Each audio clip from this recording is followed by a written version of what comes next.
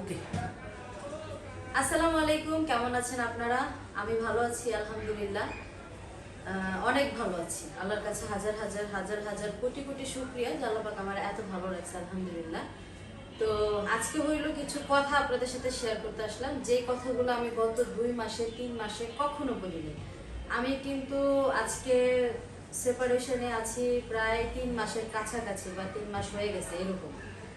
হয়তো ডিভোর্সের কাগজ পাঠাইছি 2 মাস হয়েছে, বাট আমি আলাদা আছি 3 মাসের কাছাকাছি। এখনো 3 মাস পুরো হয়নি, বাট হয়ে যাবে এইরকম। এতদিনের মধ্যে কিন্তু আমি আজকে যে বিষয়গুলো নিয়ে কথা বলতে আসছি, এই বিষয়গুলো নিয়ে আমি কোনোদিন কথা বলি নাই। আর আমার কোনোদিন ইচ্ছাও ছিল না যে আমি এই বিষয়গুলো নিয়ে কথা বলবো। আজকে 3 মাস ধরে আমি আলাদা, আমি 3 মাস ধরেই শুধু এই কথাগুলোরই সম্মুখীন হইতেছি, প্রতিদিন, প্রতিনিয়ত, প্রতি সময়। আমি 4 দিন ভিডিও ছাড়ি নাই, আমার কাছে খারাপ লাগছে। আমি মেন্টালি একটু আনস্টেবল ছিলাম, শারীরিকভাবেও একটু আনস্টেবল ছিলাম। আমার মন ভালো ছিল না, শরীর ভালো ছিল না, সব কিছু মিলাই আমি ভিডিও দেই নাই। তার মানে এইটা না যে আমি আক্ষেপ করতেছি। আপনারা যারা বলেন আমি আক্ষেপ করতেছি, এখন বুঝতেছি আমি কেন এখন বিলাপ করি, এখন কেন এটা করি, কেন ওইটা করি, এগুলো আপনাদের ভুল ধারণা। আমার আফসোস ছিল শুধুমাত্র আমার নিজের জন্য, অন্য কারোর জন্য না। আমি কোথাও থেকে আইসে এখন ঠইকে গেছি আফসোস করতেছি, এরকম কোনো গিল্টি ফিল আমার ভিতরে নাই, এখনো নাই। আগে মানে আগের কথা বাদ, আগে ছিল, অবশ্যই ছিল, আগে ছিল, এখন নাই, আর ইন ফিউচারেও কোনোদিন থাকবে না। ঠিক আছে, একজন মানুষকে ভালোবাসছি, ভালোবেসে বিয়ে করছি, বিয়ে করার পরে সংসার করছি, সংসার করার পর সংসারের তিক্ততা আসছে, সেইটার মোকাবেলা করছি। যখন যেই মুহূর্তে যাই মনে হয়েছে আর হচ্ছে না, আর পারছি না, নিজের ভালোটা দেখা নিজের পছন্দ মতন জীবনে চলে আসছি। That's it. হ্যাঁ, এখানে আমার খারাপ লাগা ছিল এতটুকু যে আমার ভিডিওতে আমি একটা কথা বলছিলাম, মানুষ যদি একটা বিড়ালও পালে, সেই পালা বিড়ালের জন্য মায়া লাগে। সেইখানে তো আমি একজন মানুষরে একটা একটা নোংরার গাড্ডা থেকে উঠাইয়া একটা ভালো পজিশনে নিছি। হ্যাঁ, কোনটা পড়লে ভালো লাগবে সেইটা শিখাইছি, কোনটা খাইলে ভালো লাগবে সেইটা শিখাইছি, কিভাবে কথা বললে ভালো শোনা যাবে সেইটা শিখাইছি, নিজের হাতে খাওয়াই দিছি যাতে করে ওর স্বাস্থ্যের উন্নতি হয়। হ্যাঁ, আমার এই হাত দিয়ে টানা 6 মাস 7 মাস পর্যন্ত একটা মানুষকে খাওয়াই দিছি। আমি না খাওয়াইলে সে খায় নাই। এরকম অনেক সিচুয়েশন গেছে। সবকিছু মিলে এইটা খারাপ লাগছে যে এত কিছু করার পরে একটা মানুষের লাইফে আমার অতটুকু পরিমাণ জায়গা হয় না, যতটুকু পরিমাণ জায়গা থাকলে সেই মানুষটা, ওই মানুষটার জন্য একটু হইলেও কৃতজ্ঞতা বোধ তার ভিতরে থাকে। হ্যাঁ, তো এইটা যখন দেখছি যে নাই, তখন আমার মনে হয়েছে যে আসলে আমি তো একজন নারী হিসেবে ব্যর্থ, আমি তো আসলে মানুষ হিসেবে ব্যর্থ। এই জায়গা থেকে আমার নিজের প্রতি নিজের খারাপ লাগা ছিল, আমার কারোর জন্য খারাপ লাগা ছিল না। আমার জন্য কেউ অনেক কিছু কইরা দেয় নাই, আমার জন্য কেউ অনেক কিছু কইরা ফালায় নাই, করেও নাই। হ্যাঁ, সুতরাং আমার কারোর জন্য কোনো খারাপ লাগা নাই। আমার যতটুকু খারাপ লাগা ছিল নিজের জন্য ছিল। যতটুকু আমি কষ্ট পাইছি সেটা শুধুমাত্র নিজের জন্য পাইছি। যতটুকু আমার চোখের পানি ঝরছে সেটা শুধুমাত্র নিজের জন্য ঝরছে। হ্যাঁ, একটা স্বপ্ন নিয়ে গেছিলাম, একটা সংসারে স্বপ্ন পূরণ হয় নাই, শেষ।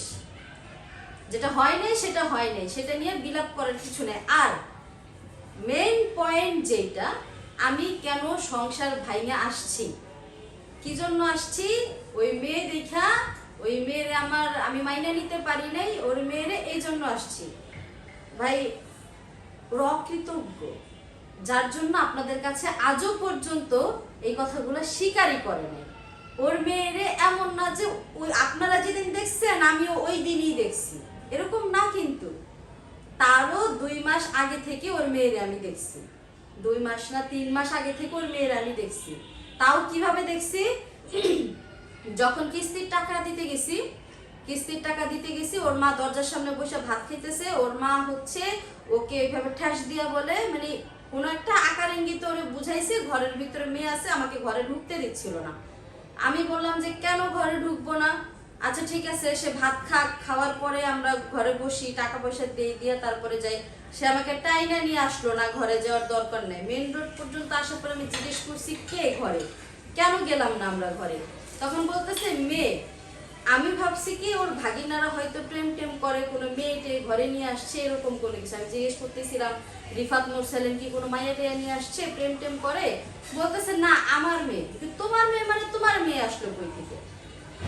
তখন যাইয়া আমি আবার ওনারে নিয়ে যায় সেই মেয়েরে দেখছি, ঘুমাই ছিল মেয়েরে যখন মেয়ের দাদি ডাকার পরে মেয়ে ঘুম থেকে উঠে যখন বাবারে দেখছে, বাবারে জড়াই ধরছে, এমন ভাবে জড়াই ধরছে যে আমার নিজের অনেক খারাপ লাগছে।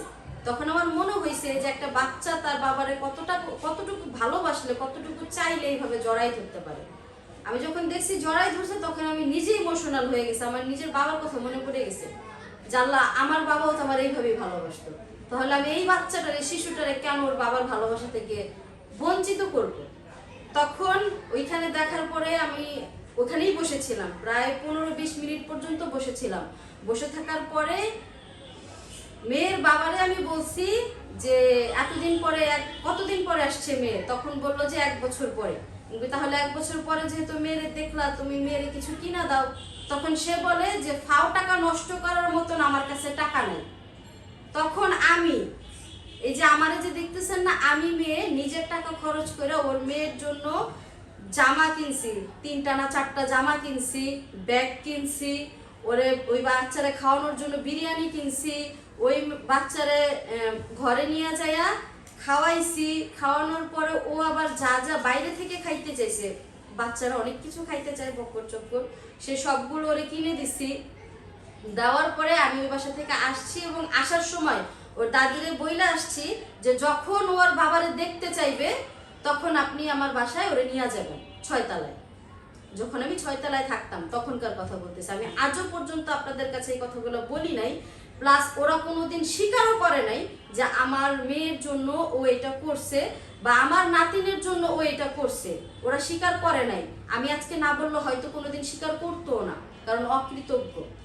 ঠিক আছে, জাস্ট এতটুকুই আমি বললাম। আমার একটু ইচ্ছা ছিল না, সত্যি কথা, এই কথাগুলো সোশ্যাল মিডিয়াতে বলার বিন্দু পরিমাণ ইচ্ছা ছিল না। যারা আমার ব্লগ দেখেন তারা খুব ভালো করে জানেন যে শারমিন কখনোই প্রথমে কোনো কিছু বলে না। যখন শারমিনের দিকে একটার পর একটা মানে বন্দুকের গুলির মতন প্রশ্ন ছুঁড়ে আসে, তখন যায় শারমিন এগুলোর অ্যান্সার দেয়। আমি আজও পর্যন্ত ওর বিষয় নিয়ে কোনো একটা ফাউল কথাও বলি নাই, কোনো একটা মানে হয় না বিভ্রান্তিমূলক কথাবার্তা, সেগুলোও কোনোদিন বলি নাই। আমার এগুলো নিয়ে আসলে চর্চা করতেই অনেক বেশি বাজে লাগে ভাই। আমি নিজে পারি নাই, এটা আমার ব্যর্থতা, আমি মানুষ চিনি নাই, আমার ভুল। আমি সেগুলো নিয়ে যদি গসিপ করি তাহলে মানুষ খারাপ কইব পারে, খারাপ আলটিমেটলি আমারই বলবে। অলমোস্ট মানুষ আমাকে বলে, আজকে 3 মাস পরে এসে আমার এই কথাগুলো আবার বলতে হইলো, কারণ আবারও সেম প্রশ্নের সম্মুখীন আমার হওয়া লাগতেছে। আমি নাকি ওই মাইয়ারে দেখা সংসারে যাই নাই, আমি নাকি ওই মাইয়ারে দেখা সংসার ছেড়ে এসে করছি। হ্যাঁ, আমি কতটুকু বলছিলাম, আমি শুধু এতটুকু বলছিলাম যে এই মেয়েটাকে কখনো ক্যামেরার সামনে আইনো না। কেন আইনো না সেটাও আমি ক্লিয়ার করে দিই আপনাদের কাছে, যে ক্যামেরার সামনে কেন আনতে না করছি। ওই মেয়ে যখন 6 তলায় যেত, ওই মেয়ের আমি জিজ্ঞেস করতাম কি খাবা তুমি? আমি রাত্রে বলতাম যে তুমি ওর হাত মুখ ধোয়াই দাও, তাহলে তোমার প্রতি ওর মায়া বাড়বে।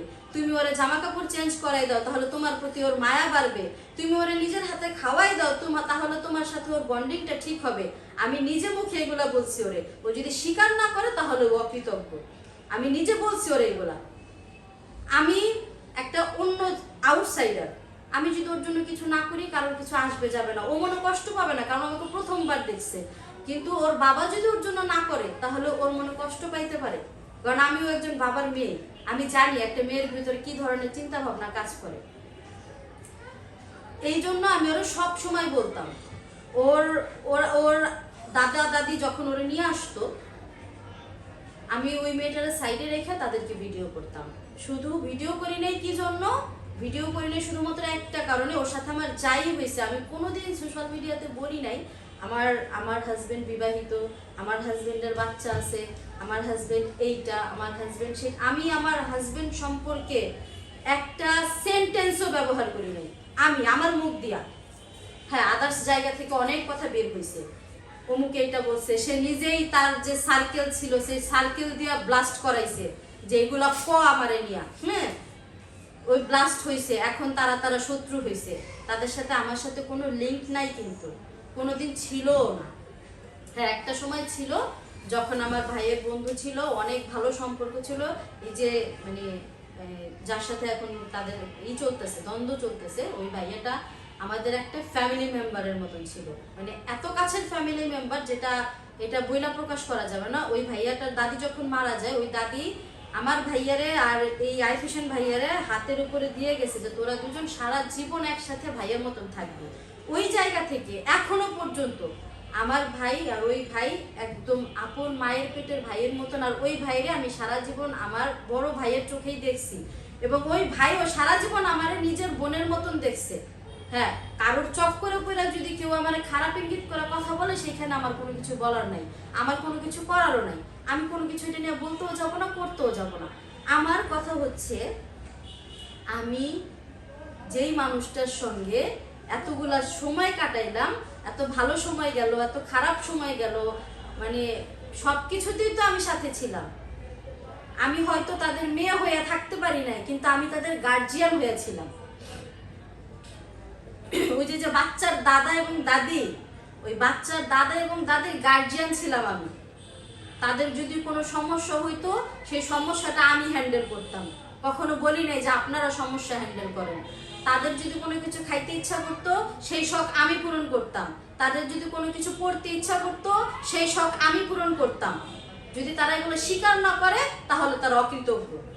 তারাও আমার কোনো ক্ষতি করে নাই, আমিও তাদের কোনো ক্ষতি করে নাই। যদি তারা বইলা থাকে, কোনোদিন যদি বলে তো আকারে ইঙ্গিতে অনেক কিছুতেই বলে, কিন্তু সরাসরি কখনো বলে নাই, কারণ আমি তাদের কোনো ক্ষতি করি নাই আমার সুস্থ মস্তিষ্কে। আর যারা বলে যে আমি তাদেরকে অপমান করছি, জায়গায় জায়গায় এই করছি সেই করছি, কখনোই না। লাস্ট টাইম যখন ওই মেয়ের দাদা আমারে নিতে আসছে, যে আমার ছেলের মুখ তো বাঁকা হয়ে গেছে, তুমি আমার সাথে চলো, ওই মেয়ের দাদারে আমি এইভাবে বুঝাই বলছি যে আব্বা ও তো অসুস্থ, আমি গেলে তো আরো সুস্থ হবে না, ওর সুস্থ করার জন্য হসপিটালে নিয়ে যেতে হবে। ওরে হসপিটালে নিয়ে যান, নিয়ে গেলে আমি ওর বউ, ওর যত সেবা যত্ন লাগবে সব আমি করব। ও হসপিটালে ভর্তি হোক, হসপিটালে যাইয়া আমি ওর সব সেবা যত্ন করব, যতদিন অসুস্থ থাকবে। টাকা লাগবে বলবেন, আমি টাকা দিব, কিন্তু আমি এখন ওর বাসায় যাব না, এতটুকু বলছি। তারপরে সেই মুরব্বীরা আমাদের বাসায় বসে খাওয়াইছি, খাবার খাওয়াইছি, চা খাওয়াইছি। তারপরে হচ্ছে ওই মুরব্বীরা বাসায় যেতে দিছি। কেন? কারণ আমি জানি ওই মুরব্বী নারায়ণগঞ্জ থেকে আসছে, খাইয়াও আসতে পারে, না খাইয়াও আসতে পারে। এই ধারণা থেকে আমি তারা এইভাবে খাওয়ায় দাওয়ায় তারপরে পাঠাইছি। এটাকে কখনো অসম্মান করা বলে না। অসম্মান করা কাকে বলে তাহলে আপনারা সেটা জানেনই না। হ্যাঁ অসম্মান তারা হয়েছে, কখন হয়েছে? যখন নাকি তারা মানে এই যে প্রথমবার যখন গ্যাঞ্জাম হইলো, যখন আমি তাদেরকে নিয়ে মামলা মোকদ্দমা করলাম, তখন তারা অসম্মানিত হয়েছে। সেটাও কেন হয়েছে? কারণ হইলো তার ছেলে, আমি যেটা দিয়ে ইনকাম করি, এই যে এখন আপনাদের সাথে কথা বলতেছি, এই যে চ্যানেলটা দেখতেছেন, এই চ্যানেলটা তার ছেলে আমার কাছ থেকে নিয়ে গেছে আমাকে না জানাইয়া। হ্যাঁ আমার পেটে লাথি দিছে তার ছেলে। তখন যাই আমার ফ্যামিলি তাদেরকে ইনসাল্ট করছে, অপমান করছে, যেটাই করছে আমার ফ্যামিলি করছে। আমার ফ্যামিলি যতটুকু করছে কম করছে। আমার ফ্যামিলির জায়গায় যদি অন্য কেউ থাকতো, তাহলে ওই যে মা ছেলে, তারপর হচ্ছে মা ছেলে বাবা তিনজনকে বাইন্দা চ্যানেল নিত, তারপরে যে বাদ বাকি বিচার যা লাগে, পরে যদি মাপ চাওয়া লাগবে মাপ চাইতো, কিন্তু আগে ওকে বাইন্দা সাহিত্য করে নিজের জিনিস উঠাই নিত। আমি সেটা করতে দেইনি। শুধু যা হয়েছে মুখে হয়েছে, অসম্মানিত হইয়া তারা চলে গেছে। এই একবারই তারা অসম্মানিত হয়েছে, আর কখনো আমি তাদেরকে অসম্মানিত করি নাই। আমি কখনো তাদের সাথে উচ্চ স্বরে কথা বলি নাই। আমি শুধু তাদেরকে বুঝাইছি যে আপনার ছেলে এটা ভুল করতেছে, আপনার ছেলে যেটা করতেছে এটা ঠিক না। আপনার ছেলে আমার যেটা ভাবে আমি কিন্তু সেইটা না। আপনার ছেলে যদি ভাবে ওর আগের বউদের মতন আমার মাইরা বাইর করে দেবো, সেটা কিন্তু সম্ভব না। এতটুকু কথা আমি তাদেরকে বলতাম। এখন সেটা যদি তাদের কাছে খারাপ লেগে থাকে, তাহলে তো আমার কিছু করার না, তাহলে আমি খারাপ, তাহলে এই খারাপ অপবাদ আমি সারা জীবনই নিব। ঠিক আছে? আমি আজও পর্যন্ত কোনোদিন এই কথাগুলো আপনাদের কাছে বলি নাই, শুধুমাত্র একটা কারণে। তার কারণ হচ্ছে কথা বললে কথা বাড়ে। আমি একটা কথা বলবো, সেই কথার একটা থ্রু ধইরা 4টা ভিডিও হবে। আমি এইটা চাই নাই যে আসলে আমাকে নিয়ে 4বার কথা উঠুক। শুধুমাত্র এই জিনিসটা আমি চাই নাই, এই জিনিসটা চাই নাই দেখে আজকে 3 মাস হয়ে গেছে আমি তাদেরকে নিয়ে কোনো কথা বলি না। আমি আমার মতো করে থাকতেছি, আমি আমার মতন করে ভিডিও দিতেছি, আমি আমার মতন করে নিজেরে গুছাইতেছি, আমি আমার মতন করে নিজেরে সাজাইতেছি, পারলে পারতেছি, না পারলে না পারতেছি, ডিপ্রেশনে থাকতেছি, আনন্দে থাকতেছি, নাচে থাকতেছি, গানে থাকতেছি, আমার মতন করে আমি থাকতেছি। আমি কিন্তু কারোর জীবনে ইন্টারফেয়ার করতে যাই না, আমি কারোর জীবন নিয়ে চর্চা করতে যাই না, আমি কোনো বিলাসিতাও করি না, আমি কোনো বিলাসিতা দেখাইও না। আমার যতটুকু প্রয়োজন, এই বাসস্থানটা আমার প্রয়োজন ছিল, আমি যেভাবে পারছি আমার স্বর্ণ শেষ করা হোক, আমারই শেষ করা হোক, আমার কাছে মনে হয় আপনারা যেহেতু আমাকে প্রতিদিন দেখেন, আপনারা জানার ভাগিদার আমি আসলে এগুলো কি দিয়ে করতেছি। আমি আপনাদেরকে জানাইছি আমার স্বর্ণ বন্ধক দিছি, আমি কিস্তি উঠাইছি, আমি ধার নিছি, সবকিছু নিয়ে আমি আমার মাথার উপরে একটা ছাদ আছে আপাততর জন্য। এটাও লং টাইমের জন্য না, কিছু দিনের জন্য। কিছুদিন পরে আবার এই ছাদ আমাকে উপর থেকে চলে যাবে, আবার নতুন ছাদের সন্ধানে আমার বের হইতে হবে।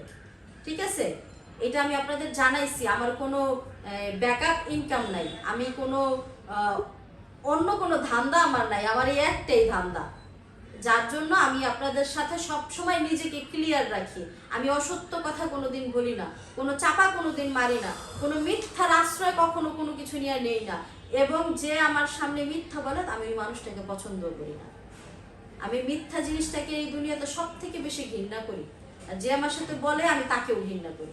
আর ওই ঘৃণিত মানুষের সাথে মানুষ বেশি দিন চলতে পারে না, বেশি দিন থাকতে পারে না। ঠিক আছে, তো যাই হোক, আমি জাস্ট এই কথাগুলো ক্লিয়ার করার জন্য যে আসলে আপনারা যারা ভাবেন যে ওই বাচ্চা মেয়েটার জন্য আমি আমার সংসার ছেড়ে আসছি, এটা একদম ভুল। ওই বাচ্চা মেয়েকে দেখছি আমি আরো বহু আগে, ওই বাচ্চা মেয়েকে আমি আমার বাসায় আসার জন্য অ্যালাউ করছি, আমার নিজের হাত দিয়ে আমি খাওয়াই পর্যন্ত দিছি, ডিম সিদ্ধ করে না খাইলে ভাইজা দিছি, ভাইজা না খাইলে সিদ্ধ করে দিছি, ও যেটা খাইতে চাইছে সেটাই ওর জন্য তৈরি করছি। যদি আমার ঘরে থাকে ঘরে তৈরি করছি, আর যদি ঘরে না থাকে বাইরে থাকে তাহলে সেটা ওর বাবারে দিয়ে আনাই দিছি। যতটুকু সম্ভব হয়েছে আমার পক্ষে ওর জন্য আমি করছি।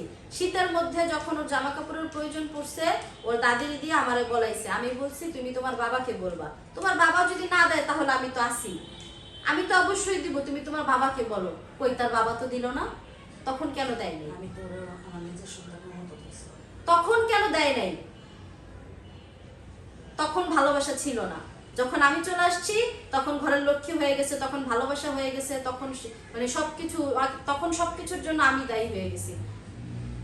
কেউ মানুষকে দায়ী চাইলেই করতে পারে, আর এটা করার সুযোগটাও আমি দিয়ে দিছি। আমি যদি প্রথমেই আপনাদেরকে বলতাম যে এই জিনিসগুলো আমি ওর বাচ্চার জন্য করছি, যদি আমি ওরে ভালোই না বাসতাম, যদি ওরা আমি মাইনেই না নিতাম, তাহলে আমি এটা কেন করব, কেন করছি? আমার তো করার কোনো দরকার ছিল না। ছিল, আমি আমার ভাইয়ের ছেলে মেয়েদেরকে যথেষ্ট পরিমাণ ভালোবাসি। শুধু আমার ভাইয়ের ছেলে মেয়ে না, যত বাচ্চা আছে আমি সবাইকে খুব ভালোবাসি। আমি বাচ্চাদের প্রচুর পরিমাণে ভালোবাসি। সেই বাচ্চা নিয়ে যখন আমার মাথার উপর দোষারোপ করছে, সেটাও আমি মাইনা নিয়েছি, কিন্তু সেটা কতদিন? একদিন, 2 দিন, 3 দিন, আজকে 3 মাস হয়ে গেছে আমি একটা কথাই শুনতেছি, মেয়ে সহ্য করতে পারি না, বাচ্চা সহ্য করতে পারি না, এই জন্য আমার বাচ্চা হয় না, বাচ্চা সহ্য করতে পারি না এই জন্য আমার সংসার করতে পারতেছি না, বাচ্চা সহ্য করতে পারি না এই জন্য আমার সংসার ভেঙে গেছে, একটা বাচ্চারা মাইনা নিতে পারে, তোমার তো বাচ্চা কোনোদিন হইবই না। আপনারা জানেন আমার বাচ্চা কোনোদিন হইব নাকি হইব না? আমার ওই রিপোর্টের কাগজগুলো সবাই বাড়িতে রয়ে গেছে। যদি তার থাকে তাহলে ওই রিপোর্টগুলো শো করতে বললেন। হ্যাঁ, রিপোর্টের মধ্যে স্পষ্ট লেখা আছে আমার সমস্যাটা কি। ওখানে স্পষ্টভাবে এটা লেখা নেই যে শারমিন কোনোদিন মা হইতে পারবে না, এটা লেখা নেই। হ্যাঁ, আমার সমস্যা আছে, আমার ডিম বানাতে সমস্যা আছে, আমার ডিম ফোটে না, বড় হয় না, ডিম ফোটে, ডিম বড় হয় না। যে পরিমাণ বড় হইলে একটা মেয়ে কনসেপ্ট করতে পারে সেই পরিমাণ বড় আমার ভিতরের ডিম্বাণুগুলো হয় না। এতটুকু আমার সমস্যা। মেডিসিন খাইলে এটা হবে। আমি মেডিসিন খাইছি, মেডিসিন যে যতদিন খাবার দরকার ততদিন আমি খাইতে পারিনি। কেন পারিনি? কারণ আমার টাকার সমস্যা ছিল, আমার ভাইয়ের জমি কিনছে, আমার ভাইয়ের কিস্তি ছিল, আমার ভাইয়ের সুদ ছিল, এগুলো আমি টানতাম, তারপরে নিজের সংসারও টানতাম। এই দুইটা মেনটেন করে আমি পারিনি। কয়েক মাস খাইছি, তারপরে ফকিরের ওষুধ খাইছি। আমারও তো কেউ ওষুধ কিনা দেয়নি, এই যে আমি 1 বছর পর্যন্ত বাচ্চা হওয়ার জন্য ওষুধ খাইছি, আমার প্রায় 1.5 লক্ষ 2.5 লক্ষ টাকা খরচ হয়েছে। এই 2.5 লক্ষ টাকার মধ্যে কেউ বলতে পারবে না 2.5 টাকার ওষুধ আমাকে আইনা দিছে একবার, যে দাও তোমার প্রেসক্রিপশনটাই 2.5 টাকার ওষুধ আমি তোমাকে এনে দেই, তুমি এটা খাইয়া তুমি মা হবা। কেউ বলে নেই। বুঝাইতে পারছি আপনাদের? কোনোদিন বলি নেই এই কথাগুলো। কেন বলি নেই জানেন? কারণ আমি চাই না এগুলো নিয়ে কন্ট্রোভার্সি হোক। একটা মেয়ের প্রতিনিয়ত আপনারা মানে কিভাবে পিষতে পারেন? একটা মেয়ের মানুষ কত পিষে, একটা মেয়ের মানুষ কত দোষারোপ করতে পারে? ভাই আমিও তো মানুষ, আল্লাহ তো আমার রক্ত মাংস দিয়ে বানাইছে, কিভাবে দোষারোপ করে না? তো এত দোষারোপ করা কি মানে সাধারণ জ্ঞান থাকলে করা যায়? দোষারোপ এইভাবে এইভাবে কাউকে দোষারোপ করা যায়? করা যায় না। আমার জায়গায় নিজেরা দাঁড় করান, তারপরে ভাবেন যে আসলে আমি ওর জায়গায় থাকলে কি করতাম। যেখানে আমাকে বিয়ে করার সময় বলা হয়েছে ইসলামে লিখিত করে বাচ্চা কাচ্চা নিয়ে গেছে, জীবনে কোনোদিন বাচ্চা আসবে না, আর সেই বাচ্চা আসার পরে আমি মুখ দিয়ে একটা বারের জন্য বলি নাই যে বাচ্চা কেন আসলো, বরঞ্চ আমি খুশি হয়েছি যে একটা মেয়ে তার বাবার ছায়া পাইতেছে, একটা মেয়ে তার বাবার ভালোবাসা পাইতেছে। একবারের জন্য বলি নাই। ও আমাকে প্রতিনিয়ত প্রশ্ন করতো তোমার ভিতরে কি কোনো কিছু নিয়ে কোনো দ্বিধা আছে, তোমার থাকলে আমাকে কোশ্চেন করতে পারো, আমি কিন্তু এসব বাচ্চা কাচ্চা অ্যালাউ করবো না। আমি বলছি না, আমি কি এটা নিয়ে তোমাকে কোনো কথা বলছি? অ্যালাউ কেন করবা না? ও তোমার মেয়ে, তুমি ওর জন্ম দিছো, অবশ্যই আসবে। ও যদি তোমার কাছে আইসা শান্তি পায় তাহলে আসবে না? আসুক। একটা বারের জন্য প্রশ্ন করি নাই। আমি ওনারা এটাও বলছি যে তুমি এগুলা নিয়ে নিশ্চিন্ত থাকো, এগুলা নিয়ে কোনো কিছু ভাইবো না, আমার ভিতরে আমি কোনো গিলটি ফিল আনি নেই। আপনারা কেউ মাইনা নিতেন না, ঠিক আছে? আমার জায়গায় নিজেরা দাঁড়া করান, তারপরে এই কথাগুলো বলেন, ঠিক আছে? তো আজকের ভিডিও এই পর্যন্ত। জাস্ট এই ইনফরমেশনটা আমার আপনাদেরকে দেওয়ার ছিল, যার জন্য আমি এই কথাগুলো বললাম। তা না হলে এই জীবনও কখনো বলতাম না। এর পরিপ্রেক্ষিতে এই কথাগুলো বলা, এই যে আপনাদের প্রশ্নের পরিপ্রেক্ষিতে এই কথাগুলো বলা, 3 মাস সহ্য করার পরে আমি আজকে এই কথাগুলো বললাম। তো সবাই ভালো থাকবেন। এত কথার মাঝে যদি কোনো ভুল ত্রুটি থাকে অবশ্যই ক্ষমা সুন্দর দৃষ্টিতে দেখবেন। আর আজকের এই কথাগুলা কারোর কাছে ভালো লাগবে, কারোর কাছে খারাপ লাগবে, কারোর কাছে অনেক জঘন্য তিতা লাগবে। তো তাদের কাছে আসলে আমার কিছু করার নেই, কারণ আমার এটা বলার দরকার ছিল, তাই আমি বলছি। তো সবাই ভালো থাকবেন, সুস্থ থাকবেন। আজকের ভিডিওটা এই পর্যন্ত। আল্লাহ হাফেজ।